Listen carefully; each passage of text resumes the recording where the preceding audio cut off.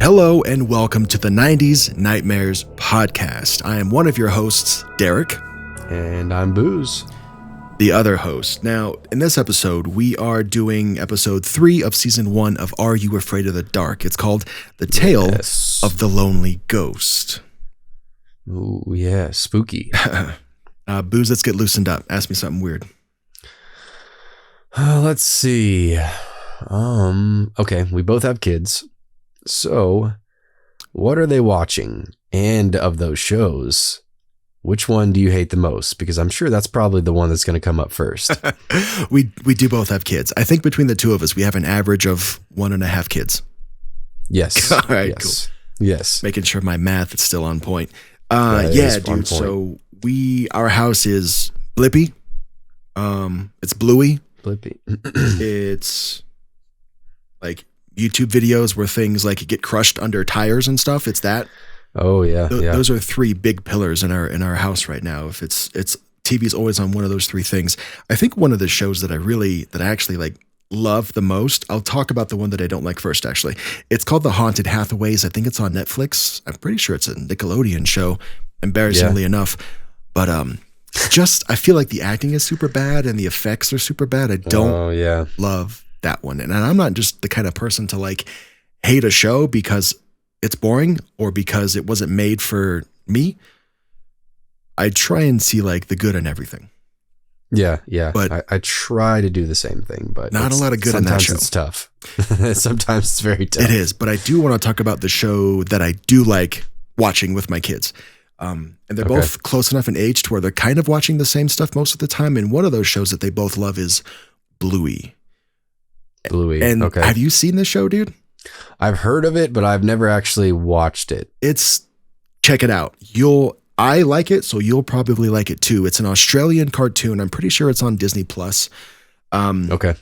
Basically, the show is almost as much for the adults as it is for the kids, but the kids have no idea. Here's an example. I have 2 examples, actually. Now, in one of the episodes, Bluey, which is a dog, she finds a bird on the ground and the bird is hurt. So she gets her dad. Dad gently puts it in a box and they take it to the vet to save the bird, right? Okay. And the whole time they're on the way to the vet, Bluey's asking questions like, is the bird going to be okay? You know, how long is it going to take before she can fly again? And Dad's just being as comforting as he can. And then all of a sudden, Dad honks his horn and goes, get off your phone, mate. Light's green.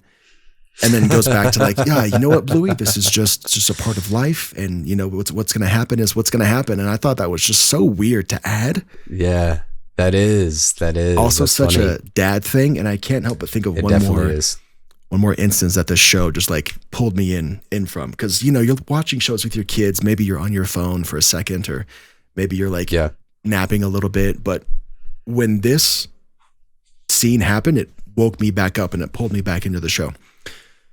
Okay.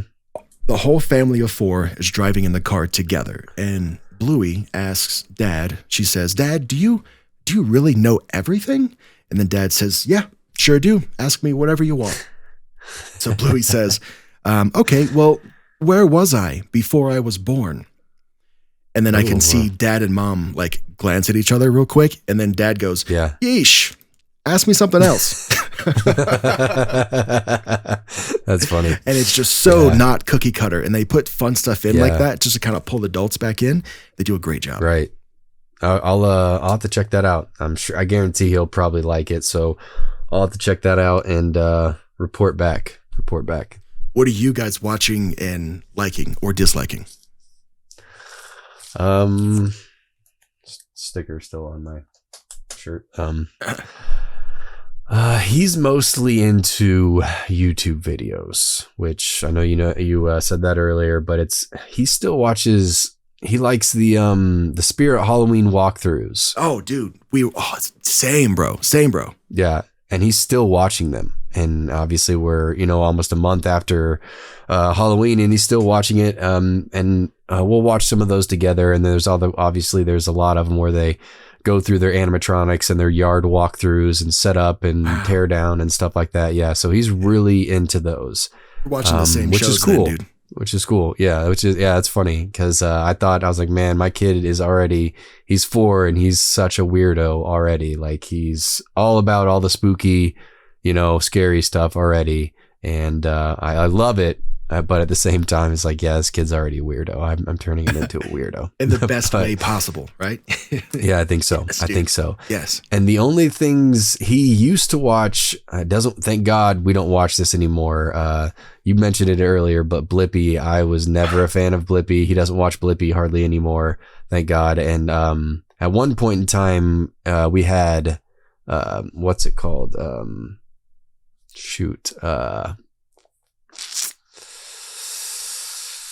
It's like a fruit. They sing all the time. Is it VeggieTales? No. Oh my gosh. I don't know how I'm blanking on the name of this show now because it was so every single day. Oh my gosh. What is it called? You're going to think about it later in this episode. And when you do, just shout it out. Okay. Because I'm going to say something about the episode and you're going to go, oh, it was this. You just interrupt me there. It's going to be like 15 or 20 minutes down the line. I can't remember Totally exactly cool. what it's called. When it comes back, I will be yelling it no matter what because it's driving me nuts that I've forgotten about it. But it's all it is them singing everything. There's no dialogue whatsoever. Everything they're doing is just singing and singing and singing. And Is singing. it like It's like Mother Goose songs, or are they just singing a conversation?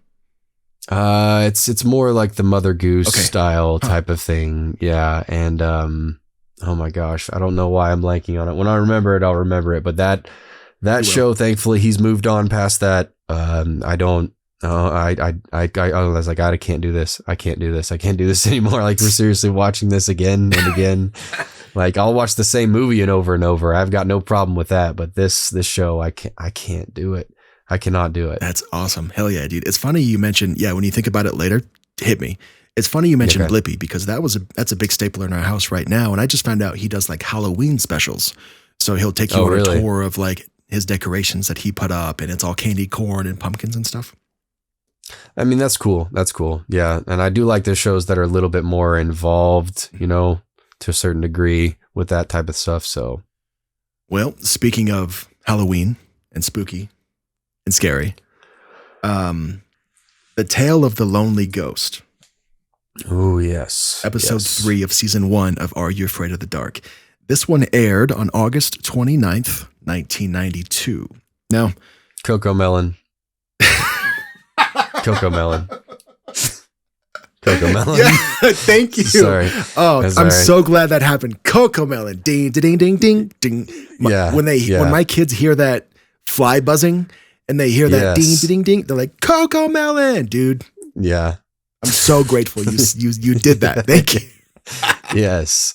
Yeah, it was going to drive me nuts until I figured it out. And that's why I was like thinking of I saw the watermelon in my head and I'm like, why am I blanking on this name? But yeah, Coco Melon. The Coco Melon family. This is how big of a behind the scenes nerd I am. I went out and I found, the mom of Coco Melon, her name is, I want to say Kristen Pinciotti. She's, I don't know. She's done a couple of interviews where she like told the story of how she got the job to be the mom from Coco Melon. Basically, It was a Craigslist ad. Some dude answered the phone and he was like, hey, you want to be on the show?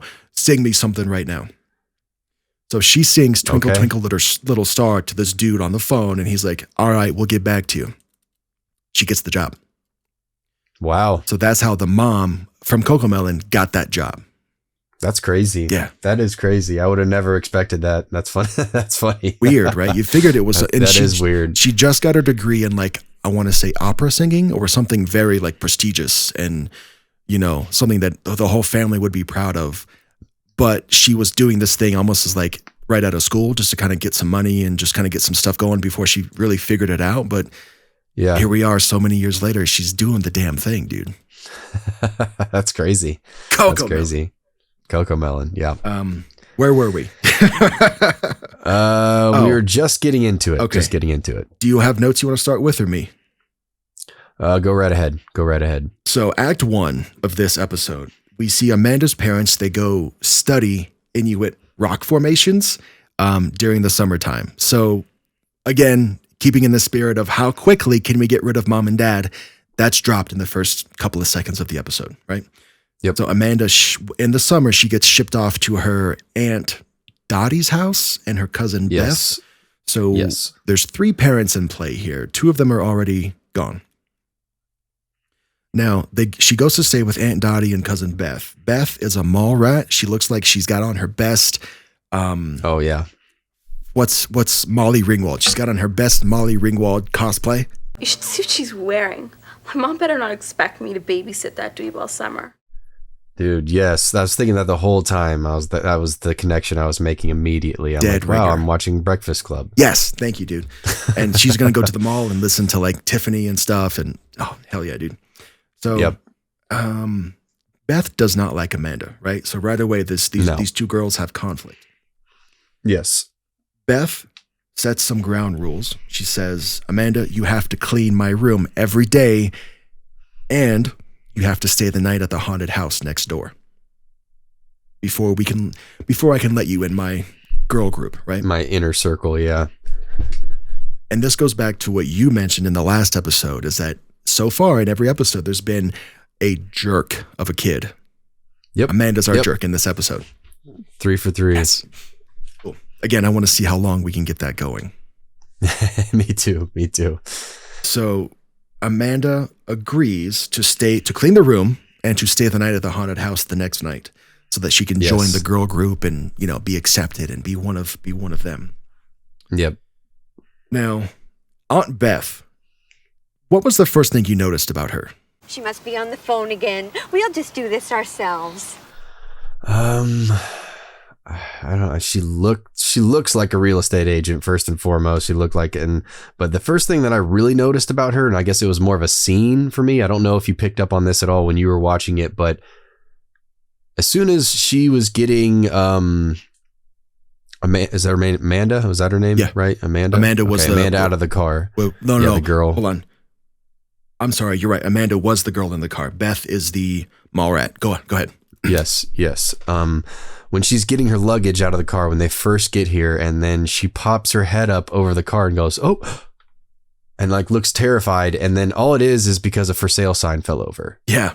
So dramatic. And I was like, wait, why are you getting, I was like, why'd you get super spooked about a for sale sign falling over? But all right. And that, I don't know. That was the first thing that really took me off with that lady. So I don't know where you stand with it or what you noticed off of her first, but before I even noticed the overacting about the sign falling down was how often she touched Amanda's shirt, dude. Every single time they interacted, she's fixing her collar or her shirt, or she's like tucking in her shirt or whatever. Yes. I didn't even make that connection until now. Yeah, she was constantly doing that. Yes, and if the listener, if you're watching this episode right after you watched this episode of Are You Afraid of the Dark, then you'll know exactly what I'm talking about, dude. Yes, and she did. You probably picked up on it too, bro. It's just the collars and the shoulders. It's just everything was touching her. Yeah. So weird.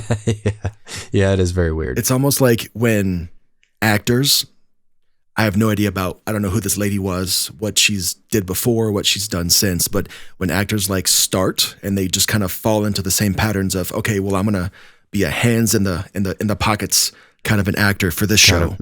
Or I'm going to always be the guy that pulls up my sleeves. You know what I mean? Like, her thing that she latched onto while she was acting was just fixing shirts, other people's clothes. Yes, constantly. So weird. So that was the first thing I noticed. Yep. I noticed it, but didn't notice it until you brought that up, and now I can't unsee. I won't be able to unsee that if I rewatch the episode for sure. Sorry, I ruined it for you. And it's not just during the scene where they're getting out of the car, dude. It lasts the entire episode. So yep. Moving on. Beth, my next note was Beth kind of looks like Molly Ringwald, which we already talked about. Very much so. So the biggest difference for me between episode 3 and the first 2 was the music. Did you pick up on do you agree with me when I say the music in this one was miles better than the first 2? Yes, I agree. Okay. I agree. That's got something to do with the composer. Now, Jeff Fisher, again, not taking anything away from him, did the first 2 episodes. However, Ray Fabi and another lady named Judy Henderson, they're both credited as doing the music for this one. So they are either just black and white better at composing music for TV shows, or maybe they had more time to really fine tune this one. Yeah. I definitely agree. It was miles better on this one than within the last two. Felt like I was watching a movie, dude. Yeah, definitely. So, oh, and we get to hear the phrase Zeeb. I think we cut back to the Midnight Society, and one of them, do you remember that part? I want to say one of the Midnight Society members was calling the other one a Zeeb because they were scared, or I'm forgetting. Dude, I'm forgetting. I didn't write it down in detail. I forgot about that. I did write down that I think it was like one of the opening scene, and I forgot to mention this earlier because it actually made me laugh because it was so 90s when the two, I can't remember which ones were fighting, but there were two of them that were fighting, and one of them gets held back, and then the other one shouts, "Go ahead, take your best shot." And I was just like, oh, that's so 90s. Just take your best shot. Yeah, that's the two guys. Yeah. One of them was the storyteller, and I think the other one was Frank, the guy from episode 1, right? Yes. Yep. Mr. Canadian Tuxedo himself. Yes, Mr. Canadian Tuxedo. Go ahead, take your best shot. That's cheesy in itself, dude. It is. Like, what are you asking for? Hit me as hard as you can, please. Sure. I'm not really sure. Yeah, that coupled with getting Zeeb dropped, which I would assume it's a play on dweeb. And I'm not really sure where on Zeeb. I don't know. I don't remember ever using that one when I was younger. I'm linking Zeeb not to dweeb, but to Zebo from episode 2. Oh, it's almost like a quick Easter egg nod in my mind. Yeah. No, I didn't even think about that, but yeah, that could easily be it too. So we know we've got to meet everybody, right? The parents are studying rocks somewhere for the summer. We got to meet Aunt Dottie, Amanda, and Beth, who's the mall rat. Now, next we get to meet the nanny. Remember her? Yes. One of the things that I love when shows or movies do is when they give somebody a make under and they make them look haggard and old, and they just make them, and they kind of like hunched over, make them look a lot worse than they actually are. Yes. So whoever plays the nanny on this episode, she gets a make under, right? She's made to look a lot older, more disheveled. She looks sad. Yes, and very much so. We learn that she's mostly unwanted. She served a purpose when cousin Beth was young and she needed looking after while mom was selling houses or whatever. But now that Beth is older, independent, nanny really doesn't have anywhere else to go. And she literally has, like, her job is done, but they let her live there because she's got nowhere else to go. How sad is that, dude? That's pretty sad. Along with Beth just being super hateful towards her at any given moment that she has the opportunity to do so. Yes. And when Amanda like shook Nanny's hand or whatever, Beth was like, ew, don't touch her wrinkly old hand. I was just like, the whole time I'm just like feeling awful for her and then hating Beth even more than I already did. Yes. Yeah. Oh, and I think in the last episode I talked about when the writers or the effects people or whatever on the show want to send a message, they're really good at it. And the message in this episode is Beth sucks. Yep. Yep. Plain and simple. Beth sucks. Yep. Moving on. Now, I guess it's nighttime. We get to meet the girl group that Beth is kind of in charge of. And the girls are telling Amanda the story about the ghost that lives in the haunted house next door. Yes. Right? Yep. We learn that a young girl used to live there. And she never talked or she couldn't talk. So maybe she was deaf. Yeah. Or mute or something. Yep. Now, here's, I think, the second or third fun fact of this episode. The girl in the girl group who says that the young girl was probably deaf and that's why she never talked, she comes back in a later episode and she plays a deaf girl. Oh.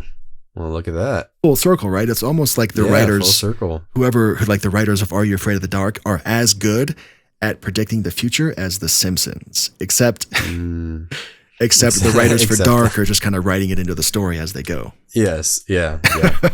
Yeah. I thought that was kind of cool. We'll see her in a few episodes, and I'm sure this will come back up too. Yep, I think so. Yep. Getting on with the story.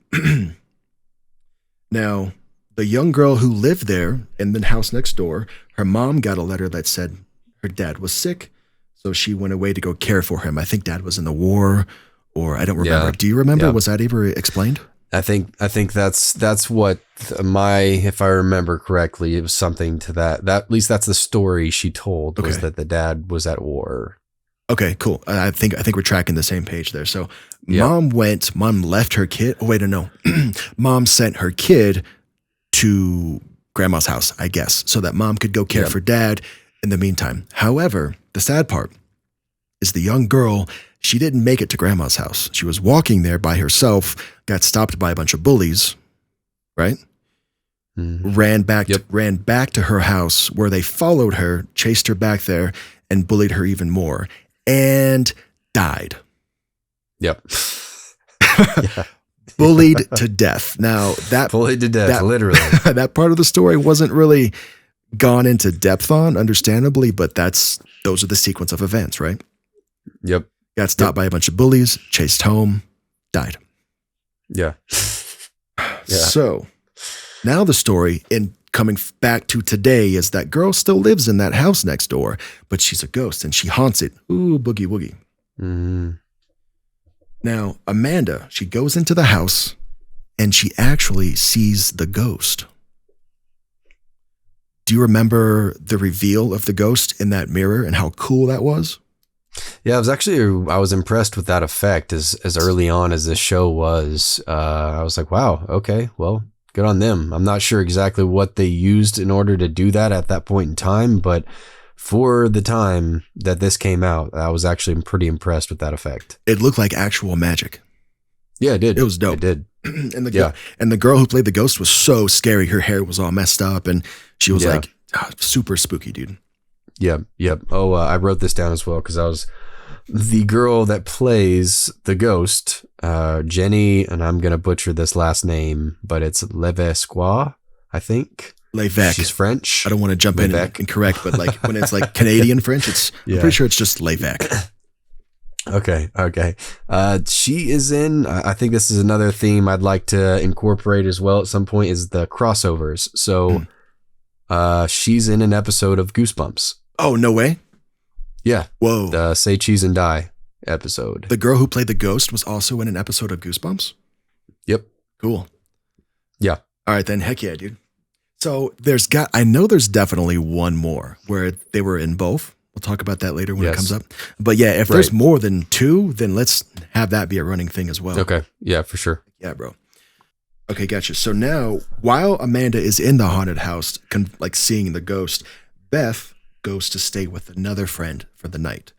Now, that leaves Beth's house alone because Aunt Dottie is working late on a house closing, right?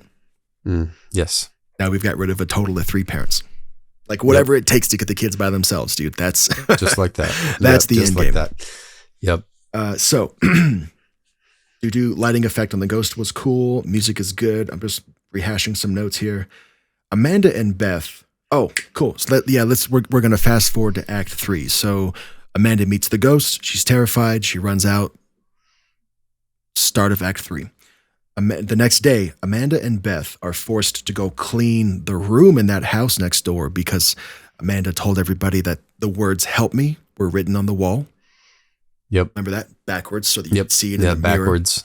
Yep. She says, yeah, the words "help me" were on the wall. And I guess Aunt Dottie thought she wrote it. So she made Beth and Amanda go clean up the rooms themselves. Yep. So they go back to the house the next day during the daylight. Beth says, oh, this is even scary at daytime, I think. Or maybe Amanda does. I get them confused. Yeah, I do too. So now we're in the haunted house the next day. It's daytime. They have their cleaning buckets and their mops and stuff, and they're going to go clean off the words. However, when they get to the room, the words "help me" are now scribbled all over every single wall. Yep. Looks like a psycho killer's house. It definitely does. Definitely does. So that's a surprise, right? Yes. Yes. Now, Beth gets lured into the mirror because I think she sees something that she likes, dolls or something. Yeah, it was like a big collection of dolls and stuffed animals, I believe, and just like she has on her bed.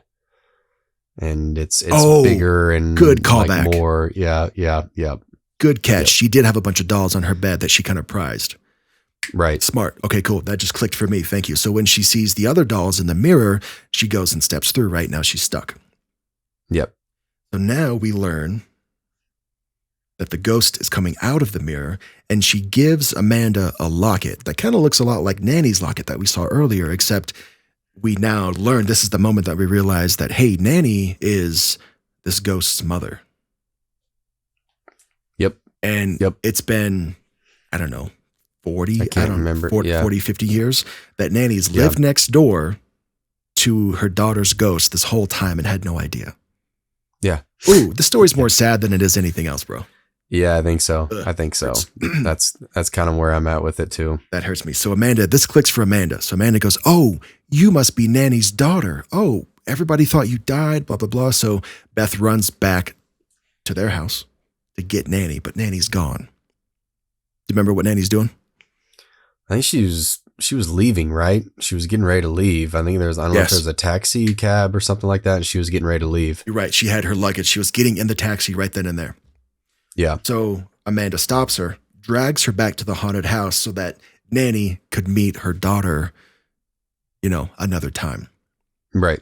Yep. And again, something that this show is so good at, dude, is just not leaving things open for interpretation, but kind of letting you figure the story out for yourself. And that thing was when Nanny saw the mirror and saw her daughter go into the mirror, Nanny knew that it was okay to follow her. Yes. Yes. And what that ended up meaning was that in a way, Nanny died on her way into that mirror. Yeah. That was my kind of interpretation on it as well, because obviously once you go in, I mean, you're there. Or do you have to have, I don't know where you're at with it. Or do you have to trade off? Does there always have to be one person in there? Maybe not, because the ghost was coming in and out almost as she pleased. Okay. Yeah, I guess that's true. Right. Yeah. Okay. Now we did see Beth go in, and then Beth came out after Nanny went in, but I don't think that's tied. Yeah. I don't think so either. I think it's just, I think they just needed to shut Beth up and get her out of the way for 4 minutes.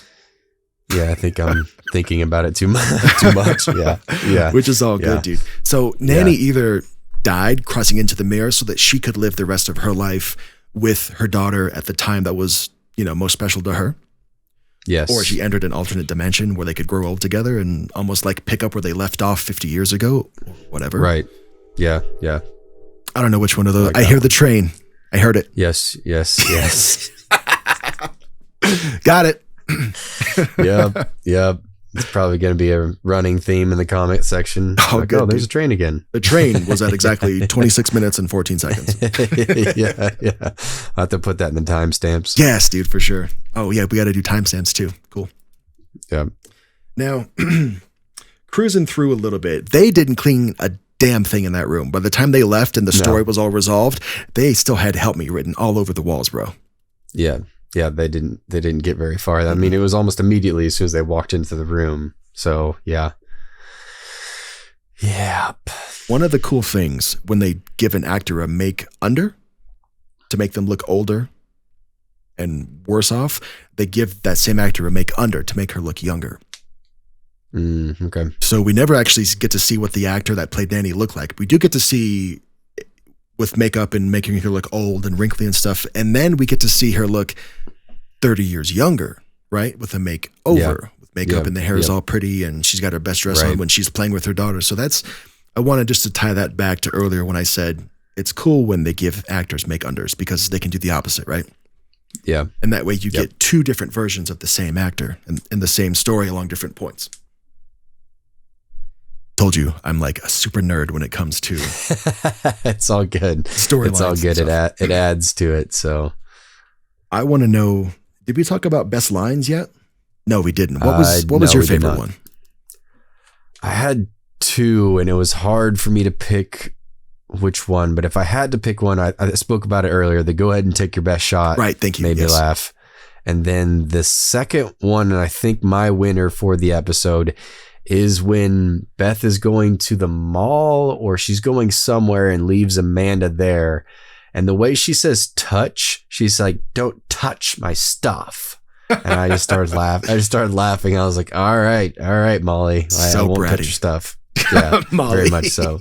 Yeah. I was like, all right. It's amazing. My favorite line also came from Cousin Beth. She says, I suppose my mom told you that we were going to do all kinds of fun stuff together, huh? Amanda goes, well, yeah. Well, yeah. And then that's Beth why goes, I'm here. wrong. That was my line. Yeah. Like, all right. Yeah. The way she did that was so good. Yeah, she's delivering some zingers on this one. Zingers and zeebs. And Zeebs. Thank you for that. I got a couple more things. Now, Amanda also played Trans Gemini in Andromeda with Kevin Sorbo. Did you ever catch any of that? Oh, I did not. I never catch that. No. Me neither. That was one of those, like, I think it was at its peak when I was out skateboarding or like playing in bands and stuff. So I didn't really stay home and watch sci-fi shows. Right. Yeah, I didn't either. So I definitely missed that one. Word up. So that girl is mostly known for actually playing trans in Andromeda. Now, you mentioned this before. The girl who plays the lonely ghost comes back later. I can't wait to see her again because she was so good here. Yeah. Are you ready to rate this episode? Yeah, I'm ready. You went first last time, so I think I'll go first this time. Okay. 1 to 5. I'm thinking 4.5. Yeah. Oh, you did. See, I think we flipped then because I was probably going to give this a 3. No. For me. Yeah. Really? The music is what brought it up for me. It was less than a 3, dude? It was, I think I'm at a 3. The 3 is where I'm at is, yeah. It was all right. The music was good. The story was okay. The delivery was good from most of the actors, but it was overall just kind of sad, not scary. Maybe that's why I liked it so much. Yeah. Yeah. Damn, dude. Yeah. It was a super deep story. And like, of course, the more layers she pulled back, the sadder it got. Yeah, definitely. I think I just like that kind of storytelling, dude, because I gave episode 1 a very high rating as well because of the same reason. You uncover those layers and more shit comes up. Right. Learning something about myself here. Yeah, definitely. Definitely. Well, let me just say this because I haven't yet in any of the episodes. I'm watching this on Paramount Plus. Is that where you're watching it too? That is where I'm watching it too. Okay, yes. Gotcha. So just to give a quick heads up to you and to you who's listening, allegedly not every single episode is on Paramount Plus. So when we're cruising through these in chronological order and I happen to see one coming up soon that's not on Paramount Plus, I'm going to find it on YouTube because I know it's on YouTube. Yeah. Yep. I found a couple of compilations that are like 5 hours long where it's in there somewhere. So we'll get through every episode. Like Paramount Plus may have 85 out of 91 episodes or something, but we will find alternatives for the ones that are not on Paramount Plus. Okay. Right. One way or the other. And we'll let you, the listener, know where to find those before it's too late. Yes. Are you ready? I'm ready. Thank you for your time, Booze. No, thank you as well, man. This is awesome. Always a pleasure. Always. And we'll see you guys in 2 weeks.